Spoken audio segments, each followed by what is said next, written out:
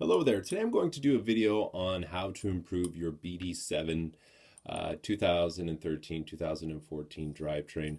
Now this can also pertain to the 2015. I don't have one of them with me, so I don't know if it actually is an issue, but the other ideas that I have to improve your drivetrain will probably work just as well on your 2015. Um, First and foremost, clean out your bearings. You know, you buy these kits, and usually the bearings come with a fairly standard grease, and you want to blast that out with brake cleaner, or even let the bearings sit overnight, and then the next day, use a light bearing oil, and that will really free up the drivetrain. Another thing is belt cam adjustment. You know, you don't want your belts super, super tight where you can play a banjo song on it. You want to make sure that they're just loose enough that it helps with the movement of the drivetrain. Tight belts will cause inefficiencies in the overall drivetrain. And last but not least, with the 2013 and 2014 BD7, like I said, I'm not too sure with the 2015 if it has this issue. It comes with plastic cam holders, which are these guys here, where the bearings sit on. Now, when you tighten the screws down on the top deck, it actually pinches the cam holders. And, you know, the cam holders are plastic, and so they're going to give a little bit under the pressure. And what will happen is it will actually push down on the bearing. And so a neat little trick that I've come across over the years with, my Tamiyas. I think I learned this trick from Gilles Grosscamp, sorry, is just to take these 0.10 millimeter shims and just place them where you're going to be, screwing the upper bulkhead down.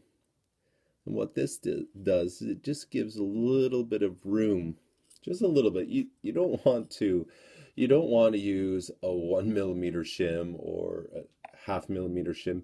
You want to use the smallest, thinnest shim that you can find, and ideally you want to go with 0.1 millimeter shim.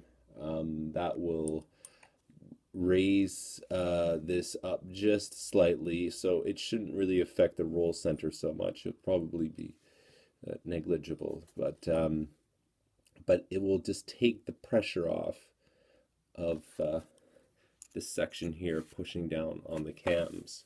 All right, then so what you do is just place that on there like so, and you just tighten it down as you would. Obviously you want to tighten it down in an X pattern as always with all your screws.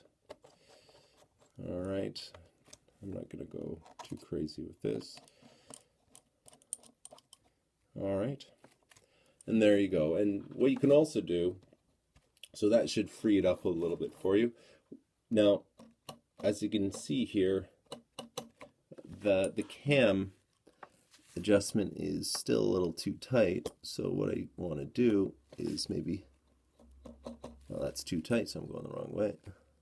Want to maybe loosen it up a bit here. No, I am going the right way. Let's go back. 1, 2. And let's adjust the other side here. 1, 2. And that should loosen up the belts.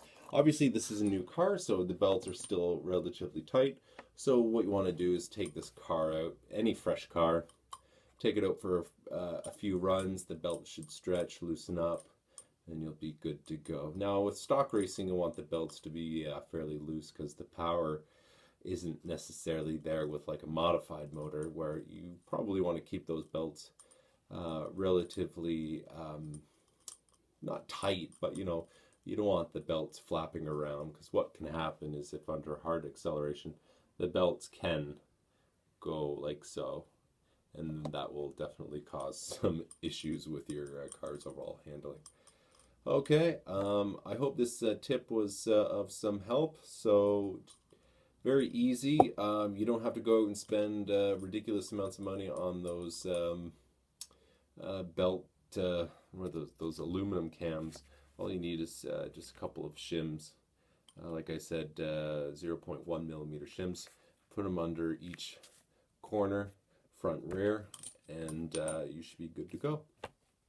And yeah, if you have any questions, please leave a message, and I'm more than happy to answer them. Okay, bye-bye.